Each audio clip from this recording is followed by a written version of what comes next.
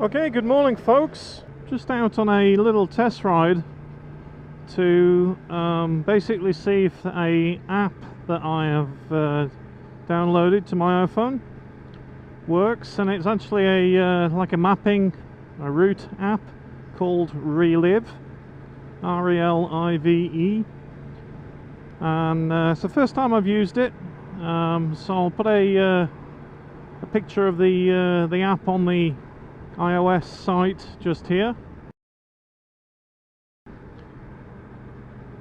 and hopefully you'll see my route with graphics and terrain just here.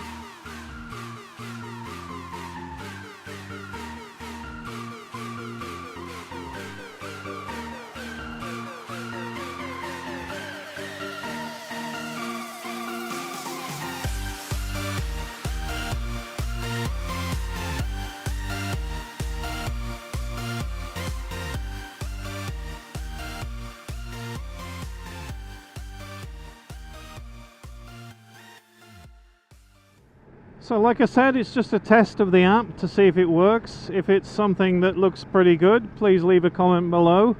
I've been wanting to put something more on my trips and routes other than just a plain 2D Google map.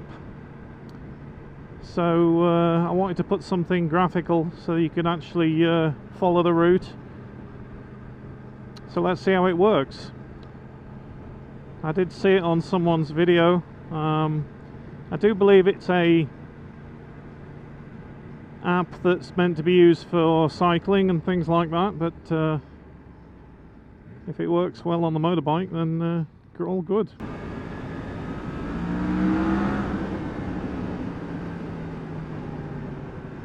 So I'm just on my way up the Caton Road from Lancaster, all the way up to Hornby and through that direction towards Devil's Bridge. See how many bikes are out today. First day of rain yesterday, being Friday, and it was nice to see a little bit of it. Give the roads a wash. Obviously try and help these dying fields and all the grass that's just brown at the moment. So I'll just give you an update on what I've done to the bike recently.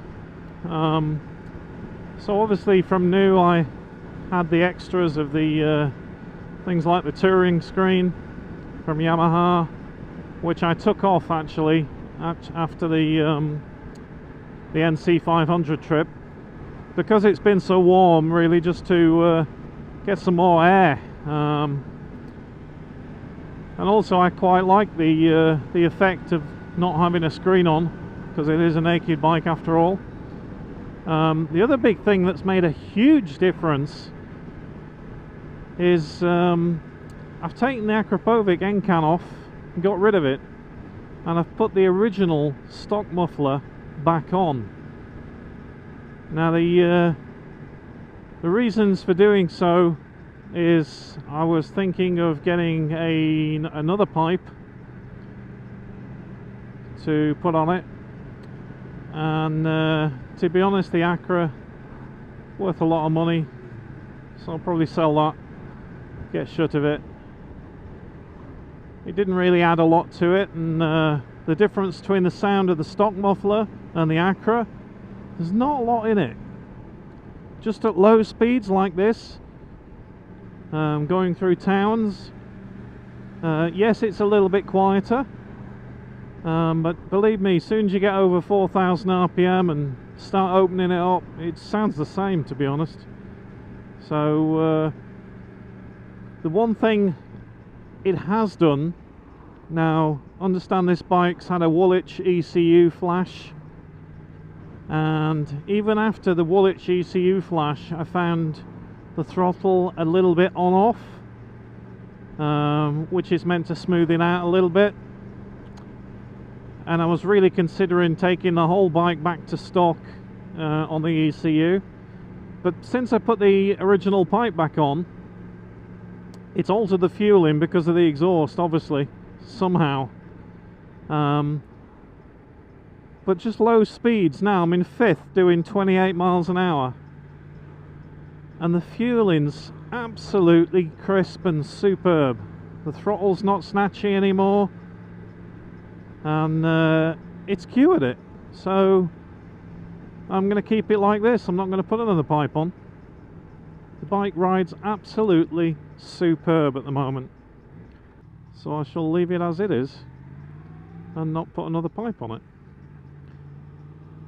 I'm not into loud pipes or it being too loud. I've tried all sorts. I had the Acra can on and opened the flapper valve. That made it too noisy through towns, and also I lost a bit of mid-range by doing that. So I don't know how it is with a link pipe and an aftermarket exhaust, but I found, you know, where it wants to wheelie at about 5,000 or 6,000 RPM, it was kind of killing that a little bit. Whereas now I've put the original pipe back on, the throttle, the fueling's superb, and you get to 5,000 or 6,000 RPM and it wants to lift the wheel, which is how I remember this bike when I first bought it.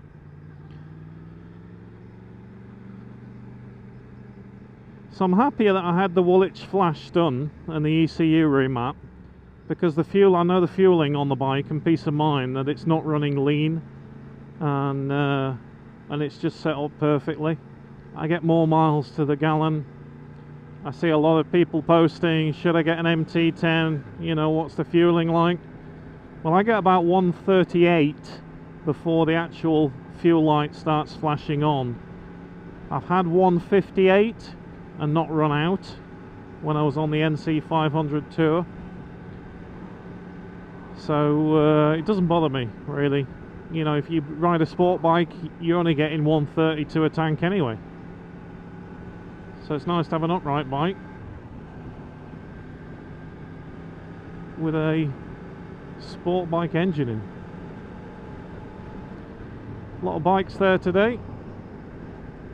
A popular stop off on the way on the Caton Road up to Devil's Bridge, so if there's a lot of bikes there, there's going to be a lot up the road. So we'll see if we can clear these cars in front.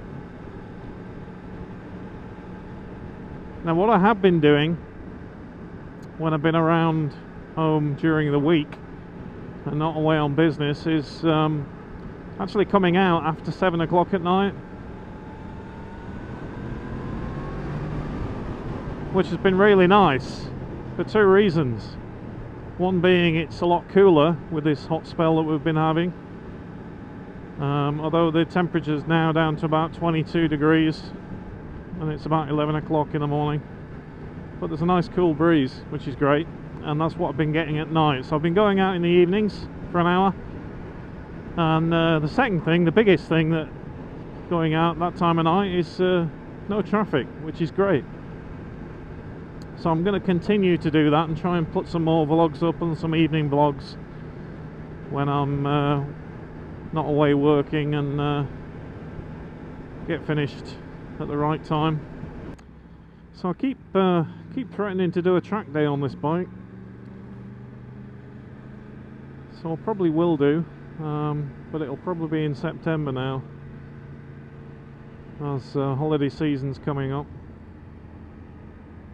And we're all busy with August and holidays and stuff. Oh, I've just noticed it's 11:07 and the MotoGP in Germany has just started qualifying, so I'm going to have to pull over in a minute and pop it on my iPhone and stream it through my my helmet. Don't want to miss that. Another exciting round. And I don't know if you watched the last race, but it was so close with the top 10 riders all through the race. Made for a really exciting race.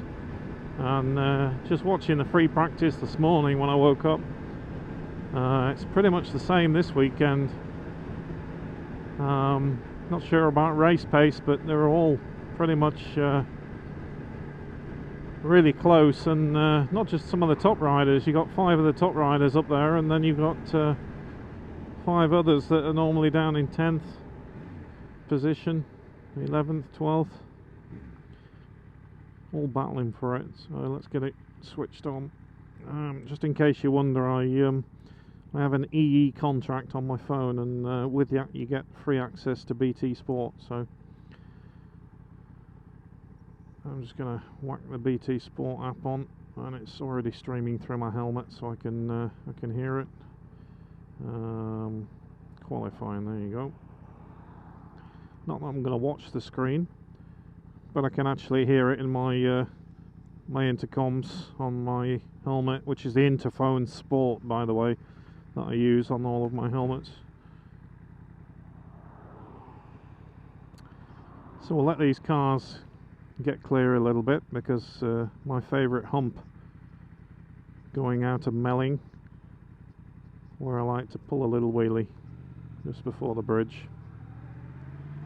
So we'll let those cars clear a little bit.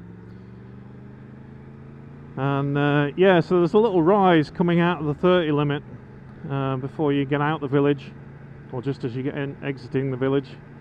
And if any of you actually ride this road, I'm sure you're well aware of it.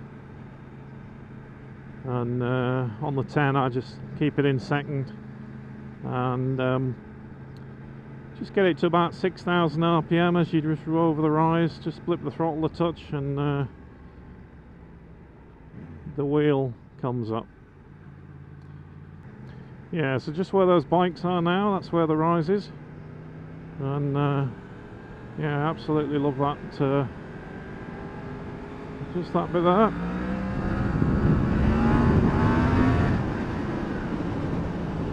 Nice hump.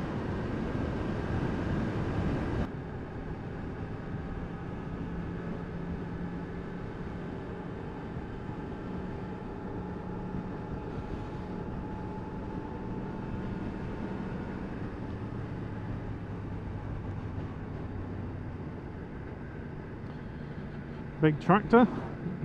Got to watch out for them up these roads. A few accidents every year with the tractors pulling out on people, mainly motorcyclists.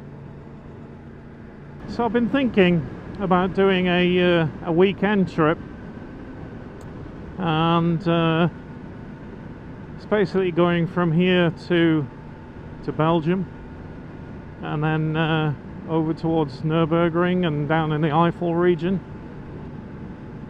I know a few of the videos and vloggers that I follow on YouTube have been doing that route, and I'm quite up for it really, but I don't know when I'm going to get to do it. So again, that might have to be September, maybe even October time.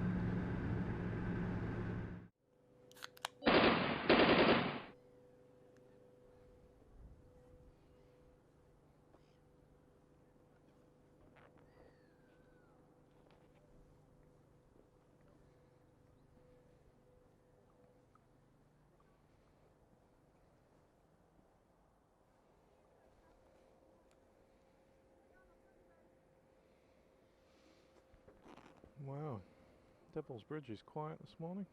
Lots of bikes, but normally you get people swimming in this river. Hundreds of a weekend, but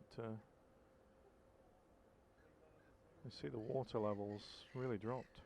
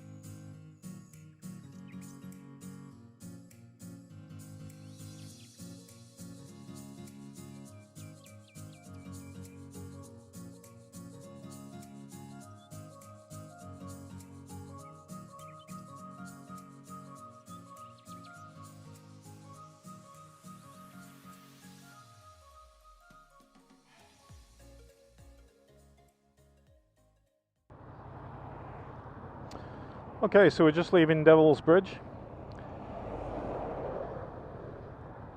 An awful lot of old bikes there today, like a classic club or something that's out there. And so now we're going to turn right on the A65 heading towards Kendal, but only for a few hundred yards, and then we're going to head a left and over the top of that hill over there back towards Carnforth. Like I say, it's only a short run out today.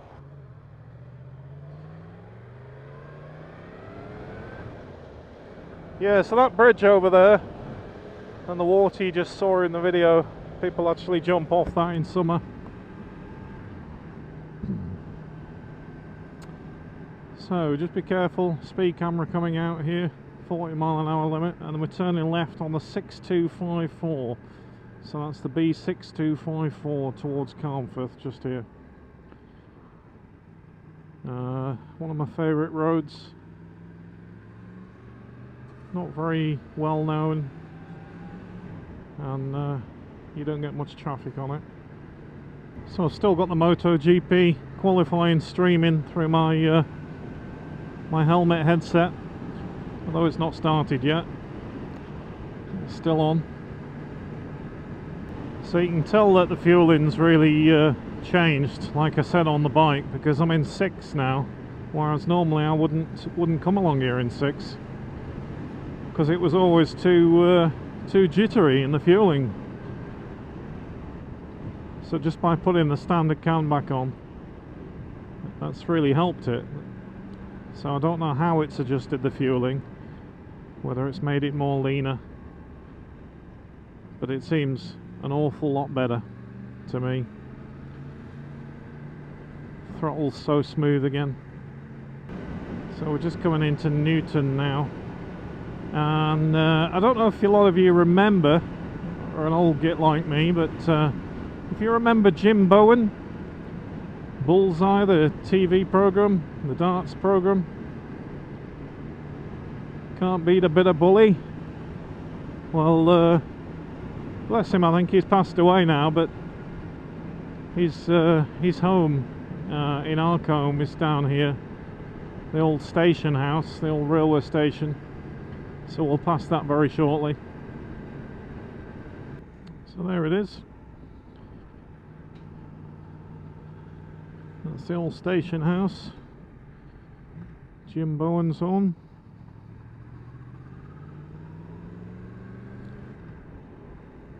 And we're just coming into Arcombe village. Now I did say before that this road didn't have much traffic, and all that we are at the moment is stuck behind agricultural vehicles. So yeah, so you've got the Bay Horse in Arcombe. I've got a feeling Jim Bowen used to own that pub, not sure. I know he did own one up this way somewhere.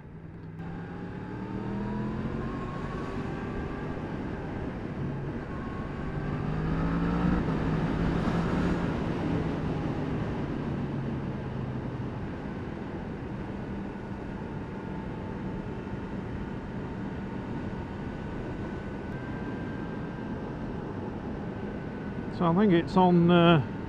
It's not the MotoGP qualifying. It's the 125s that are out at the moment.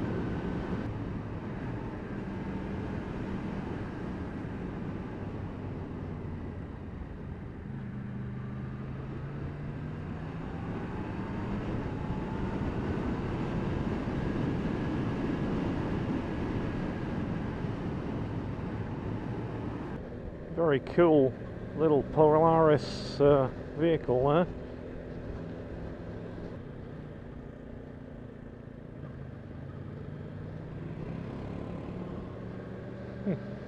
So yeah, there's a sign saying Capernwray just down there. Going back a few years, I used to do a lot of diving training in the lake there, or the quarry, Capernwray Quarry, and the owners have made it a really nice training facility now. So I think when I'm up this way next on a vlog, we'll take a look at that, because it's quite impressive, the setup they've got down there. And we're just going to head a left here, which will take us back down towards Netherkellet and Lancaster.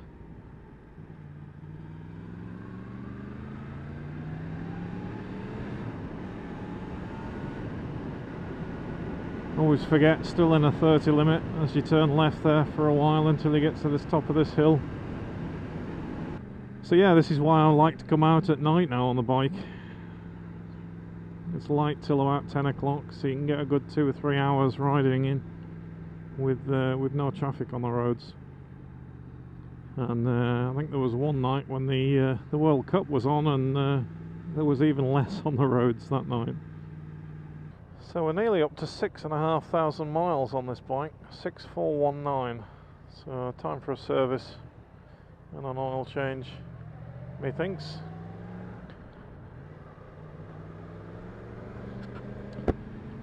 I've been keeping the oil changed on this about every 1,800 miles, so it's had a few oil changes up to now. Yeah, so this is an alternate route that I use sometimes to come back towards Lancaster, then coming back down the Caton Road. Gets a bit boring, always the same route. So I'll probably nip out again this evening and go for a run. Might go up towards Hawes, somewhere like that.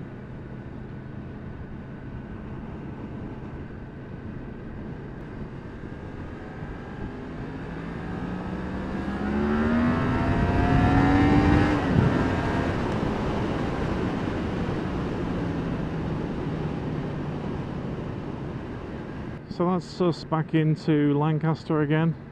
I hope the app has worked, and I'm sure it has, but I'm just going to pull over here and sign off before I get back into the town. So thanks for watching, please subscribe and hit the like button if you like the new app.